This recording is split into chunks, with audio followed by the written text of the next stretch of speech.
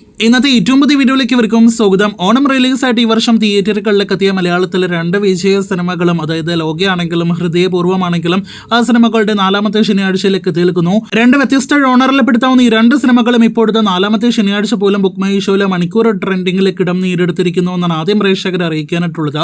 ഇനി ലോക എന്ന സിനിമയുടെ ഇന്നലെ വരെയുള്ള 23 ദിവസത്തെ കേരള കളക്ഷനിലേക്ക് വരികയാണെങ്കിൽ വ്യാഴാഴ്ച 1,50,00,000 പരം കേരള ഗ്രോസ് നേടിയെടുത്ത ലോകയ്ക്ക് ഇന്നലെ വെള്ളിയാഴ്ച 1,60,00,000 കേരള ഗ്രോസ് വന്നിരിക്കുകയാണ്. അങ്ങനെ 97,88,00,000 ലോകയുടെ ആകെ 23 ദിവസത്തെ കേരള കളക്ഷൻ എത്തപ്പെട്ടിരിക്കുകയാണ്. ഇന്ന് 2 കോടിയിൽ പരം കേരള ഗ്രോസ് ഇപ്പോൾ തന്നെ ഉറപ്പാക്കിയെന്ന് നാം കരുതുന്ന സിനിമ അങ്ങനെ ഇന്നത്തോടെ 100 കോടിയിലധികം കേരള ഗ്രോസ് കളക്ഷൻ കടക്കാനായിട്ടിരിക്കുകയാണ്. ലാലേട്ടന് ശേഷം 2ാമത്തെ സിനിമയാണ് മലയാള സിനിമയിൽ 100 കോടി കേരള കളക്ഷൻ മാത്രം കടക്കുന്നത്.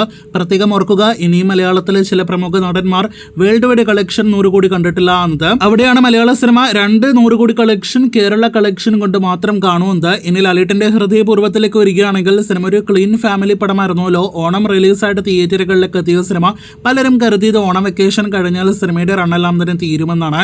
എന്നാൽ ഇപ്പോഴത്തെ സിനിമ തിയേറ്ററുകളിലേക്ക് എത്തി 4 ആഴ്ച പിന്നിടാനായിട്ടിരിക്കുന്നു. ഇന്നലെ സിനിമയുടെ ഒഫീഷ്യൽ OTT പ്രഖ്യാപനം വരെ വന്നതാണ്. എന്നിട്ടും സിനിമ കഴിഞ്ഞ മണിക്കൂറിൽ 1000-ന് മുകളിലെ ടിക്കറ്റുകൾ ബുക്ക് മൈ ഷോ വഴി വിറ്റഴിച്ചിരിക്കുകയാണ്.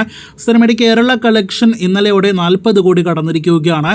ഇപ്പോഴത്തെ സിനിമ 41 കോടി കേരള കളക്ഷൻ ലക്ഷ്യമിട്ട് മുന്നേറിക്കൊണ്ടിരിക്കുന്നു. വേൾഡ് വൈഡ് കൃത്യമായ ഫിഗേഴ്സ് വന്നിട്ടില്ല. കാത്തിരിക്കുക കൂടുതൽ ഹൃദയപൂർവ്വം വാർത്തകൾക്ക്.